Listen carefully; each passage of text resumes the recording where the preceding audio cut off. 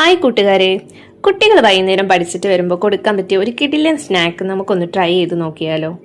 ആദ്യമായിട്ട് കുറച്ച് റവ എടുത്ത് അതിലേക്ക് കുറച്ച് ഒരു സ്പൂൺ മതി നെയ്യൊന്ന് ആഡ് ചെയ്തിട്ട് അതൊന്ന് വറുത്തെടുക്കാം. റവ വറുത്തെടുത്ത ശേഷം അതൊരു പാത്രത്തിലേക്ക് മാറ്റി വെക്കാം. ഇനി അതിലേക്ക് ആവശ്യത്തിന് തേങ്ങ, മധുരത്തിനനുസരിച്ചിട്ട് ശർക്കര ചേർക്കാം. ഇനി ഞാൻ അതിലേക്ക് 2 പഴം എടുത്തിട്ടുണ്ട്. ഇനി അതിലേക്ക് കുറച്ച് ജീരകപ്പൊടിയും ഒരു നുള്ളു ഉപ്പും ചേർത്ത് എല്ലാം കൂടി നന്നായിട്ടൊന്ന് മിക്സ് ചെയ്തെടുക്കാം. കൈ കൊണ്ട് തന്നെ നന്നായിട്ടൊന്ന് കുഴച്ചെടുക്കാം നമുക്ക്.